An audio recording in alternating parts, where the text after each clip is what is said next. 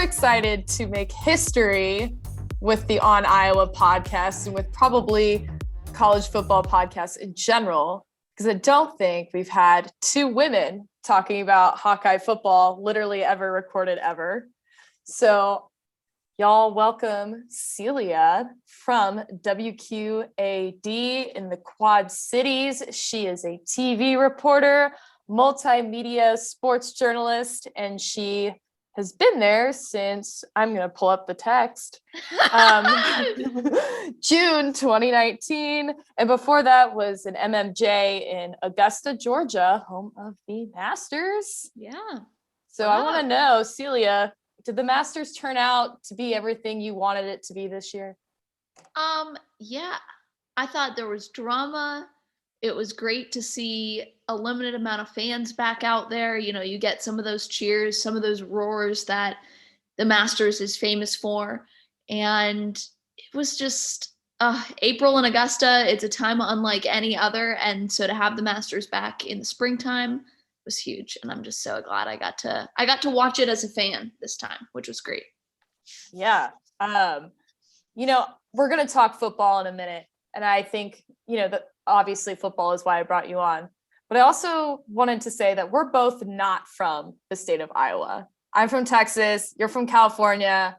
You went to Georgia for undergrad. I went to Texas. So we've got Big 12 SEC country here on Iowa podcast.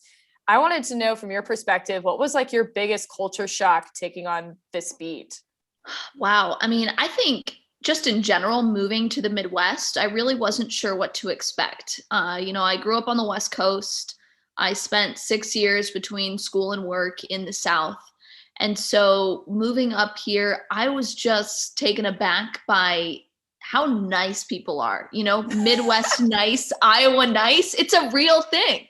It's a real thing. I mean, they're not like that in California, I'll tell you that. People are nice in the South, but it was just, it's been great to come up here. And I think the Big Ten just has its own set of traditions and culture. And so I wasn't really totally sure what to expect coming in as a reporter, but it's surpassed every expectations and been a blast for the last two years that I've been covering the Hawkeyes. Yeah, the Iowa nice thing is very real. It's also like kind of aggressive and startling. And so I remember my best friend came up here recently and we were at Home Goods or something. We were just like in line. And this guy accidentally cuts me off as I'm just entering a different aisle. And he goes, "Oh, sorry, I apologize." And she was like, "What is he apologizing for? Oh my God, that was just so much." Yeah. Yeah. No, I totally get that. I mean, I come from a place where someone walking in a door in front of you will open the door and then let it close in your face. Like that would never happen here. Like no matter who, you know, I mean, it's the California stereotype. It's a little accurate, you know, but here in the Midwest, it's just so great. What was it like for you, Leah? I mean, I know you grew up in Texas, went to Texas, but you also spent time in Chicago and you worked in Iowa before. What was that transition like for you coming here? I mean, coming here initially, I was in Mason City, which is like vastly different from Iowa City, right? I mean, I went from Austin, Texas to literally middle of nowhere in North Iowa.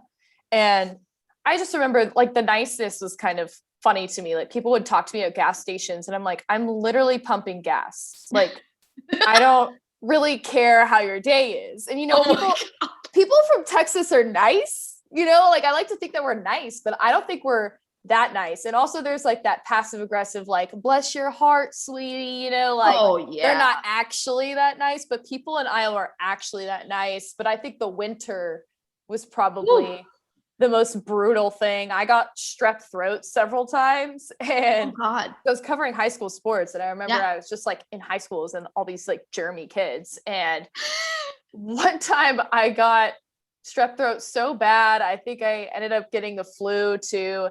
And I had a fever and it was like -6 degrees outside. Oh, Lord. So the chills were so bad that I literally was shaking as I got in the car. Yeah. That was probably the most terrifying experience of my life. I was like, am I having a seizure right now? Right? Like, is this how bad it is to have a fever in a place that's actually freezing? Yeah.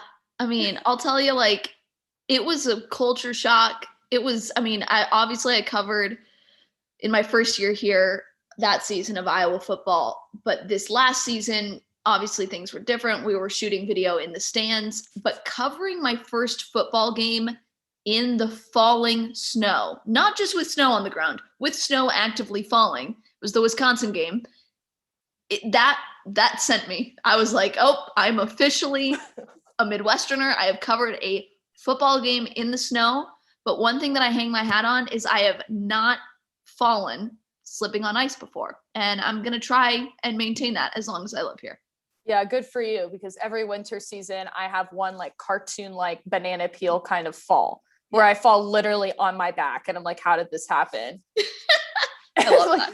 how did I get here? I even like will wear boots with like traction and stuff. Yeah. It's not like I'm dressed nice. Yeah, when I covered my first snow game up in Iowa, I was up in like Mason City area. I was actually in Algona, Iowa, which is where Cole Banward Bulldogs. Yeah. The Bulldogs. Yeah. Algona Bulldogs. Yeah. Except I think I was covering Bishop Garrigan at the time. Okay. But yeah, it was snowing and their press box is like not insulated. It's just a wooden box. Yep. And I had like 3 layers on plus a blanket over my legs. And I was trying to type my story and it was like, I was picking at it with your hands, like, they don't work. With like pencils for fingers or something. And I don't know if do you edit your own video? Yeah. Yeah. So I don't know how you put up with that as a TV journalist. Oh my God, dude. Like at the Wisconsin game, everyone made fun of me for what I was wearing. But gosh darn it, I was warm. So I wore leggings. I wore snow pants. I wore 2 pairs of socks.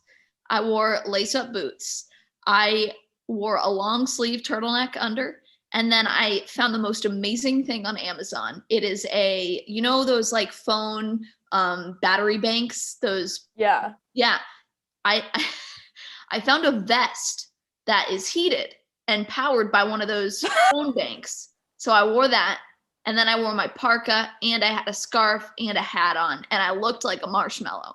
I looked like the Michelin Man, probably. Oh my God. But I was warm, not a inch of snow got on my skin. And, I looked ridiculous, but I was warm and I didn't care. So laugh all you want, people. The West Coaster was warm.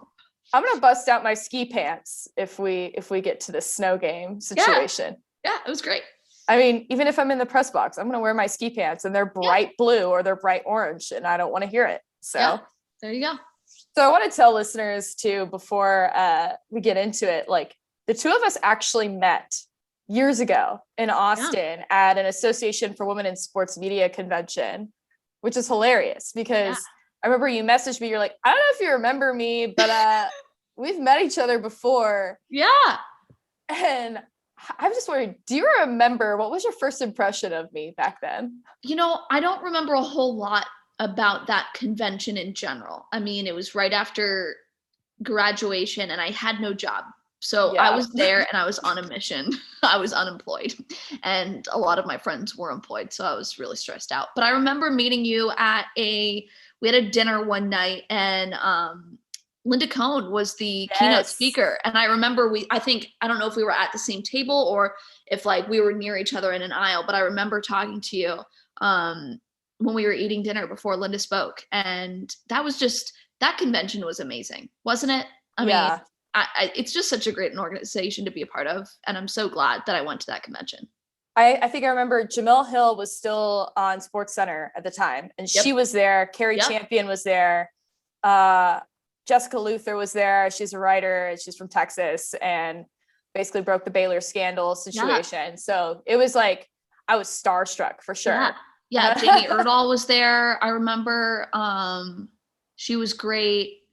I mean, just everyone. It's amazing the people that they bring in for young people like us, especially the students that are still in their college chapters, just to be able to talk to those people. And the workshops were great too. I mean, half of it was about meeting these people and following them on social media and, having them in your network, And I don't know about you, but it was funny when I came over to your place last week and I pointed out the San Francisco 49ers flag you have hanging in your bedroom, which I have a Dallas Cowboys flag hanging in my bedroom. And I was like, oh my God, all my girlfriends have always made fun of me for being such a frat boy, having this flag in my apartment. And then we sit down, we have pizza, we try a rom-com, and then we're switching over to Last Chance U. And I was like, this is like the girlfriend I've never had before in my life. And that's what the Association for Women in Sports Media convention was like for me too. I was like, finally, my type. Yeah. Finally, people like us who get it. I definitely agree with that. I love my girlfriends wherever they are, all of them all over the country, but it's great to have a friend like you that is into sports just as much and would much rather watch Last Chance U than a rom-com on a Wednesday night. So go us. So we're going to get into spring football. It's back. And I think, the first thing that everybody wanted to know is there actually going to be a quarterback competition in this offseason? And I wanted your take, since you actually have seen the entire Spencer Petras last season, and I am still kind of making my way like a Netflix documentary series. Yeah. Of course, I think half of it, is coach speak a little bit to say there's a competition at quarterback. Of course you want to say that because you want to inspire a healthy level of competition. You want all of your players fighting for those minutes, fighting for the starting job. And so I think that's important, especially when you have a quarterback who last season was his first year starting. So you don't want someone to think, oh, you started last year, it's your job to have, I think it's important when you have, especially just highly skilled players in your quarterback room, to have that level of competition. But in my eyes, I don't think there really is one. I think last year it was about Spencer Petras getting those reps, getting comfortable, being the leader on the team. Just listening to press conferences between last year to this year, he's grown a lot in maturity. And I think we're going to see that on the field, that he's just more comfortable out there. And so I'm excited to see, maybe there really is a competition and he's not the guy that's starting in that very first game at Indiana. I don't know. How do you feel about it? And I watched the Purdue game recently, and I had already seen him in the Illinois game, the Wisconsin game, because I was studying like Iowa football to interview for this job, basically. So I watched like all of the remaining games. I saw like the better Spencer Petras, right? And then I just went back and saw the Purdue game for the first time, and I was like, ooh. And there were kind of some like Mitch Trubisky moments, and like where it just kind of looked like he like threw the ball up to God and thought like, take the wheel and please catch this. And I was like, but then I was thinking about what the quarterback coach said last week, Ken O'Keefe. He was saying last week, they were all training by themselves, like in this off season. And, in that time, you're teaching yourself maybe some bad habits and there's no one there to hold you accountable. I thought that was a powerful thing to say. And then I also thought about what Ferentz said a couple weeks ago about like all the teams that had veteran quarterbacks were way better going into this season without a spring football. You're not able to establish your offense fully. I mean, that's when you're like really going through the playbook. That's where you're really kind of catering that offense into what you visualize it being. And I think about having to literally create all of that in the fall. And I'm like, we got to give this dude a break, And I also am never super hard on college players because they don't get paid, right? It's up to the coaches. And so that's my view of things. And then actually some funny tidbits I looked up today. I was like, okay, if we look at completion percentage and like quarterback rating, what are some other quarterbacks that we know of, some popular names that have made improvements or maybe went through college with like a 57% completion percentage? Jay Cutler. And Mitch Trubisky. Of course, I followed two quarterbacks for the Chicago Bears, right? Of course. But I'm looking at Jay Cutler at Vanderbilt, and it's like 40, I think it was 48% his freshman year. And then like 57% his sophomore year for completion percentage, and 61%, 59%. Mitch Trubisky, 53%, and then jumps to like 85% his sophomore year, and then back down to like 68, when he's older. So I'm I'm looking at it and I'm thinking, so this could go a number of ways. Spencer could kind of remain the same, or he can improve. Yeah. And he could be somebody like one of these two quarterbacks who surprises us all. Yeah. I wasn't really there for the Nate Stanley era, so I don't really know what went on there, but I know that fans were critical of him too. Yeah. It's just a position that's going to garner criticism, no matter what. And I think last year, gosh, it was just so hard for players, no matter your position, because of the nature of no spring ball. We have this situation where we're going to play. Oh no, we're not going to play. But now everyone else is going to play. So yeah, I guess we're going to play. I mean, I think it would be incredibly difficult just for a player who wasn't a veteran, like you mentioned, to step in and for it just to be, no drop off, just be perfect. That's just not how it's going to be, especially when it's your first year as a starter. So I expect to see, we really should see a lot of progression from Spencer Petras, given that he had a whole season and now he has a regular off season, spring football and fall camp and everything to get oriented and to really perfect things. And I also think that the players have kind of spoken out about how they feel more confident with him as a leader in the locker room and even on the field. I think it was Tyrone Tracy yesterday who was like, he's putting the balls on the money. And I was like, oh, okay. All right, let's go. Let's see that.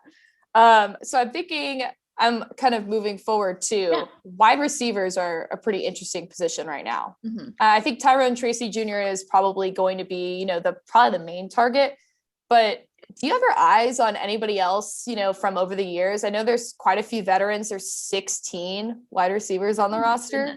Yeah.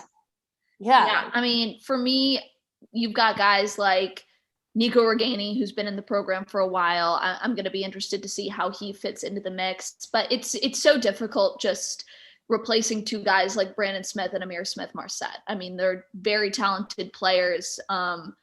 So you leave big shoes to fill there. But all these older guys in the program have been really excited about Arlen Bruce and Keegan Johnson. I mean, dang, they're brought up every single press conference, They're clearly turning heads. Okay. I want to fact check this though. Okay. They are brought up every single press conference by the media. Okay. All right. Yeah, you're right. Not by the players. There was one player that mentioned Keegan Johnson and Arlen Bruce by name in his interview, and it was Riley Moss. Okay. Last week when he was talking about, going up against some of the new kids. Yeah. But then after that, all the other media members this past week have asked, oh, what about Keegan Johnson and Arlen Bruce? And well, everybody said something about them. And literally, like, we had Max Cooper and Charlie Jones. So they're like, yeah, the young guys are doing well. Yeah. Like, very generalized, like, football player talk. Like, they're not going to be specific about anything. They're just like, yeah, the young guys they're really learning the playbook really quickly. Yeah. What else are they going to say? Oh, yeah, the young guys suck. They can't, like, learn the playbook. Not going to happen. They're not making the effort at practice. Like, these guys are horrible. Yeah, okay. So really, like, I'm not doubting Keegan Johnson and Arlen Bruce as future elite receivers. Yeah. But also, like, they're true freshmen. And I can see them getting a couple of reps and then maybe redshirting. I could also see one of them maybe just really rising to the top. But when you have 16 wide receivers. Oh my gosh. Yeah. It's like, you got to go with the older guys. And you bring up Charlie Jones. I remember him standing out a lot last year. He's just a really athletic guy. I think we saw glimpses of how great he can be.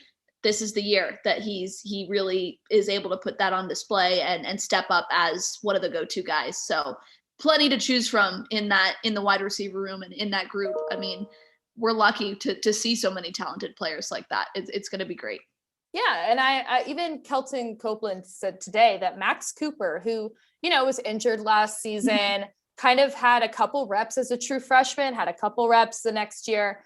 Even he has stepped up his game. Yeah. And then he was like, you're forgetting we have all these other guys like Desmond Hudson. Yep.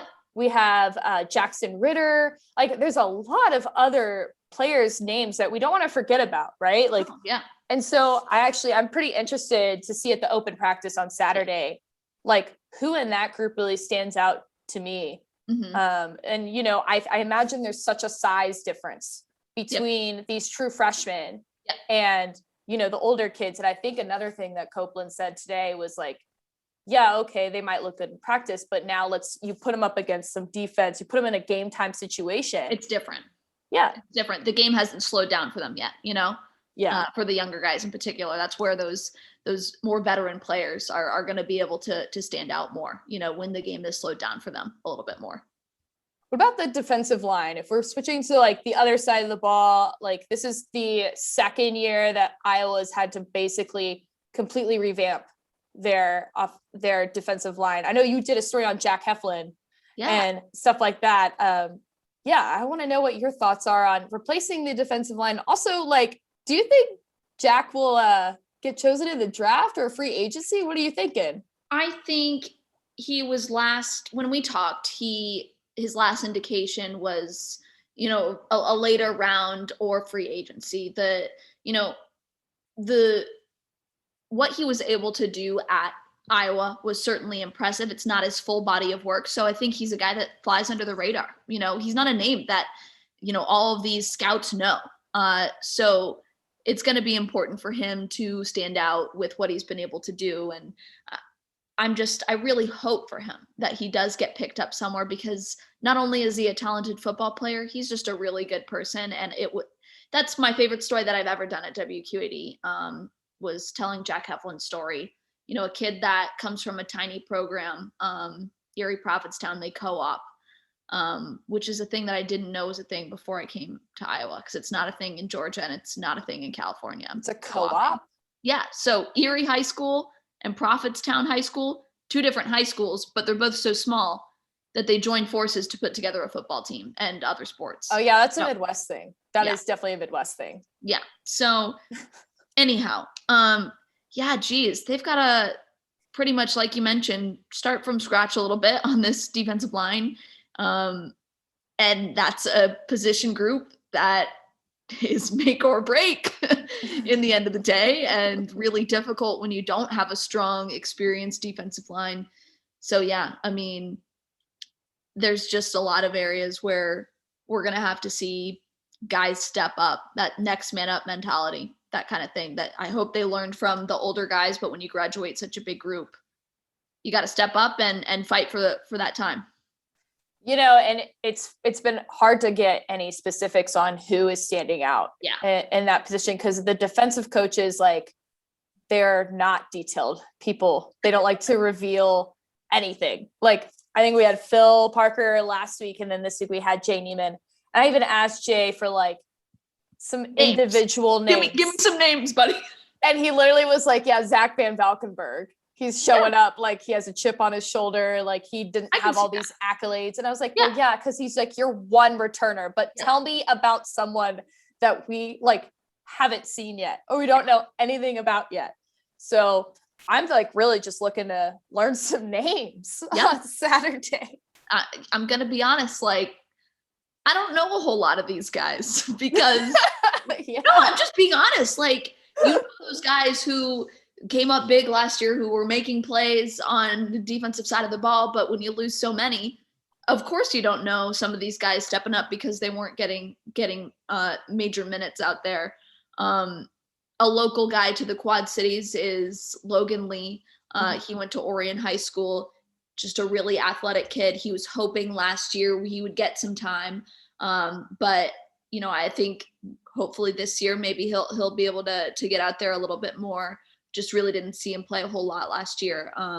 So he's a guy that I would like to see play, just given the connection that we have here. I've got to know his family, and they're great people. And I know that they would love to see him be able to make a difference out there.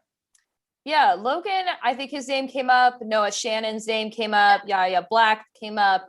John Wagner. I think a lot of the reporters on this beat love John Wagner. Of course, he's from Dowling Catholic, so I guess it makes sense as to why all the Iowa reporters love John Wagner. So we're going to have to wait and see on that one. I'm really excited, though. Like, that's another culture shock thing for me. Yeah. Because in the Big 12, what is defense? Like, and even in the SEC, even more so, what is defense? Like, Texas trying to make this case as like DBU, like defensive back U, which like we did have a really good safety this year in Caden Stearns. And there have been a couple of guys over the years, but I'm just kind of like, guys, Like you're still letting teams score like 40 points per game. Yeah. So, I mean, for me, Georgia's had some pretty strong defenses over the years. That's what we've hung our hat on. But no, I get what you mean. Yeah, absolutely. I mean, I'm excited. I want to see some tackles for loss. I want to see some sacks. I see some interceptions. Like, and I think that this, the secondary at Iowa is pretty, it seems like there's a lot of returning experience there. I think that'll be really exciting to see this season. 100%. Just a lot of new names to learn, right? Yeah. I made flashcards. I color coordinated by like position group. Color coordinated. I did, girl. I wish I could bring them on here. I left them in the other room, but I think I put like linebackers as like pink, and I put like quarterback as like blue, and like offense or like your main guys. They're color coordinated, and I'm learning, so y'all can quiz me this Saturday on the roster, at least on the current depth chart, because I didn't really make my way through the entire roster. Sure. But I think we should get into some Twitter questions. I was really excited that we did get like at least 3 Twitter questions, and they were all like actually appropriate. So I'm really excited. And so the first one we got was from Eric Reynolds, and he said, what players will you be watching the closest during open spring practices and scrimmages? Do you want to go first or me? I think you should go first. I'm curious to know. I mean, it's pretty easy for me. I'm going to be watching Spencer Petras working with the wide receivers, especially when guys are saying he's on the money with the balls that he's putting up. I want to see that. And I want to see them. I want to see him throw deep balls, and I want to see that accuracy. I want to see how fast he's getting the ball out of his hands. I want to know if the talk is true. Yeah.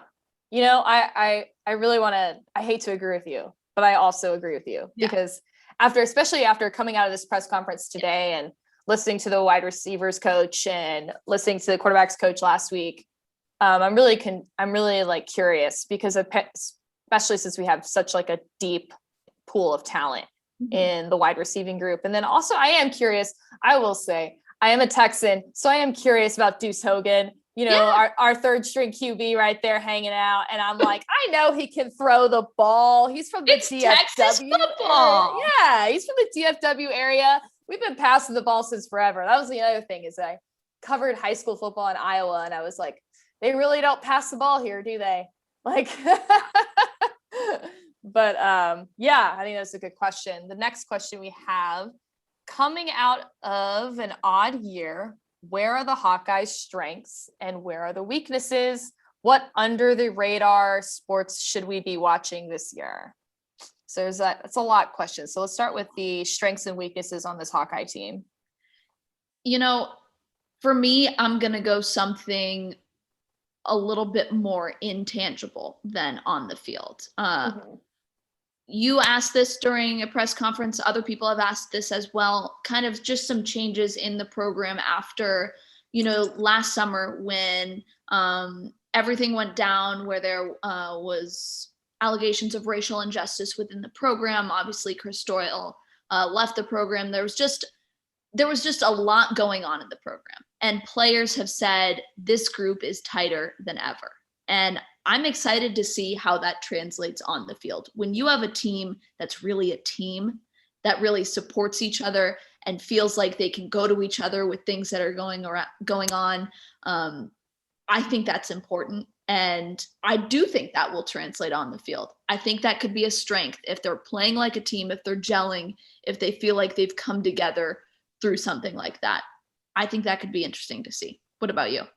I like the way you frame that. And because I think that it's really easy for a lot of sports commentators out there to be like, this program went through adversity. And like, what's the adversity? You had a coach being racist.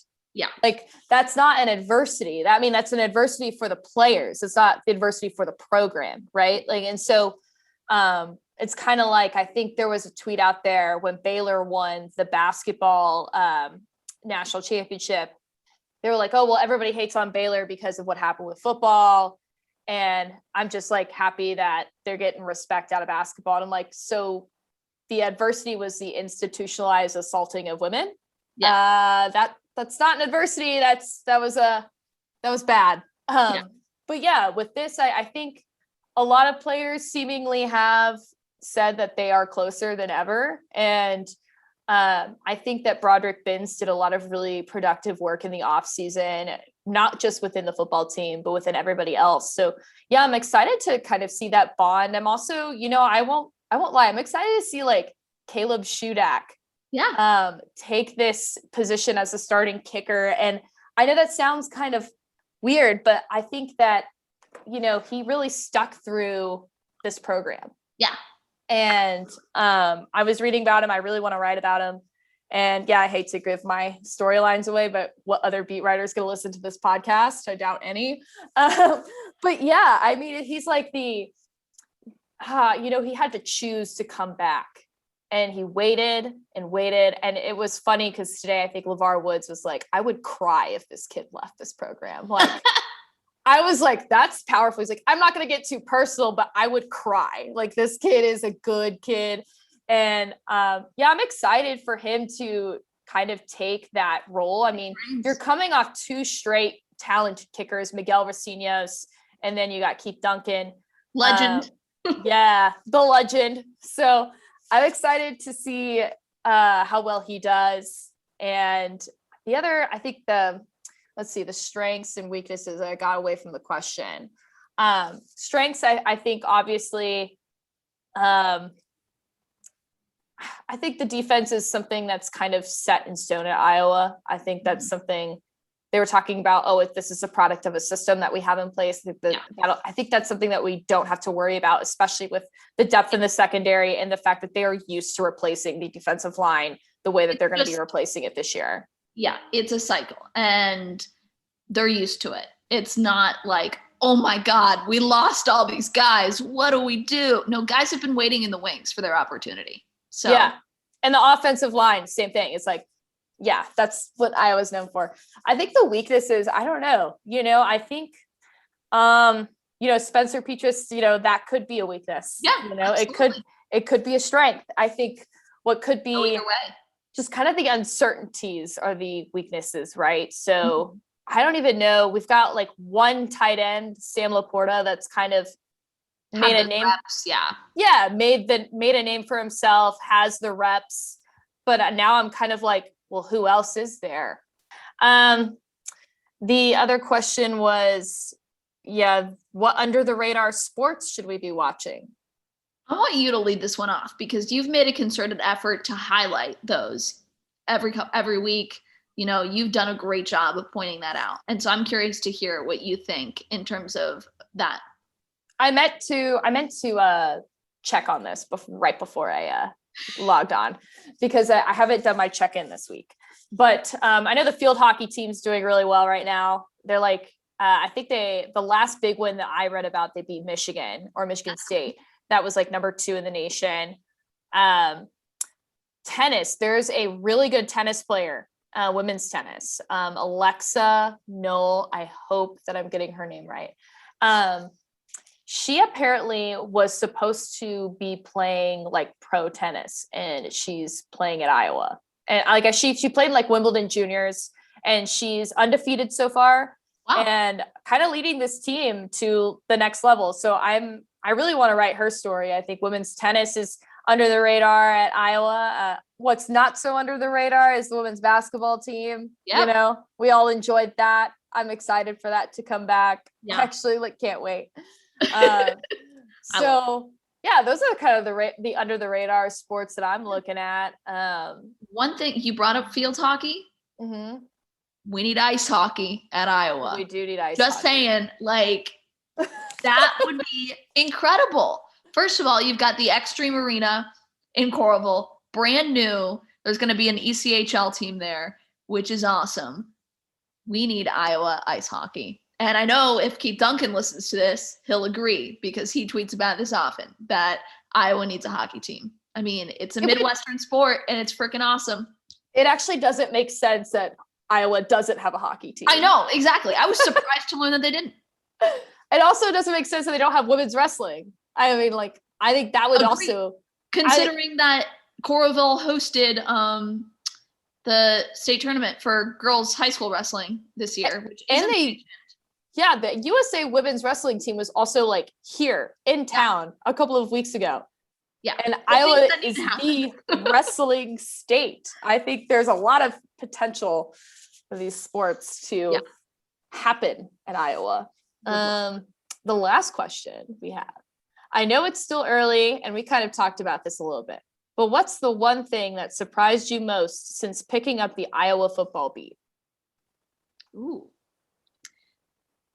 You know, it's maybe not necessarily something surprising, but just something that I really enjoy. And it's about the Big Ten in general, but something I didn't get to experience until covering this team was the games for all the traveling trophies. I love that. I think it's awesome. You know, Georgia has Georgia, Florida, and the traveling trophy is the Okefenokee Or, but that's pretty much it, you know? Like, I think it's awesome that there are so many games with something to play for more than just a win or a loss. You know, I think that's something that's unique and really cool. And I love it. I think it's awesome. I'm excited about that too. And I've noticed that over the years. I'm like, why is there a trophy for like literally every game? And Texas is just like Texas, Oklahoma now because we lost the A&M rivalry and I won't get into that. But yeah, I mean, we have like the golden hat. And so, I'm excited to see that experience. And I think what surprised me most, I guess, about this beat was I did that Black History Month series. And, you know, I read a lot about Hayden Fry. I read a lot about Duke Slater, Frank Kinney Holbrook. And I was surprised to know that Iowa broke so many barriers as far as like integrating football in the Big Ten. I was surprised to know that Hayden Fry integrated the Southwestern Conference before coming to Iowa. So it's kind of interesting how Iowa pioneers in some of these ways that we never thought, or maybe we didn't expect like a place like Iowa to be a pioneer in. So I think that's what surprised me the most. Absolutely. And I love that. You know, that's something that's so important. And I hope that the University of Iowa continues to be a school like that continues to break barriers, whether it be in gender or anything else. You know, it's cool to be able to cover a team with history like that. Yeah. And even a lot of the women that I wrote about were like on the board of the AIAW, the first governing body for basically women's collegiate sports, and really kind of wrote Title IX. You know, I didn't realize that Iowa's like had so many women at the forefront of that, like Christine Grant, Bonnie Slatton. Like that's interesting stuff for me as a woman on this beat. And I think that we need to highlight more when, you know, in our off time when we can, you know? Yeah. So I think we got to wrap up this podcast at some point, even though I know we could go on for hours. I know people are probably like, I was like, no, keep going. At least I hope that we're fun and entertaining. So I want to leave off with like kind of this parting thought of what are you looking forward to most this fall? I mean, obviously fans are going to be back, but we're thinking about football. Like, you know, what are you looking forward to? For me, it's easy. September 11th, the return of the Cyhawk game. Iowa State is going to be really good. Iowa's going to be really good. I really hope Jack Trice Stadium is at full capacity. I covered it 2 years ago when it was at Jack Trice again, and it was a miserable rainy day, but there wasn't a seat empty. And it's an incredible rivalry, and it's not often that both teams, you know, are going to come into the year in the top 25 and be high-level competitors. So, you know, obviously fans listening to this aren't so fond of the Cyclones, but what a great rivalry, and I cannot wait for that game. You know, I'm excited for that too. Actually, one of my good friends from college actually works at Iowa State. And I was like, how did we both end up in Iowa? Yeah. You know? So I'm excited. I'm excited for that. I love rivalry games. I think that'll just be a blast. I'm also excited because Iowa does play Northwestern in Evanston this year. Ooh. So your girl's going to go out on the town in Chicago right before with all my friends. And, you know, it's funny because like people always ask me, they're like, oh, well, have you been to a Big Ten football game? Like, no, I haven't. Like, actually, I have.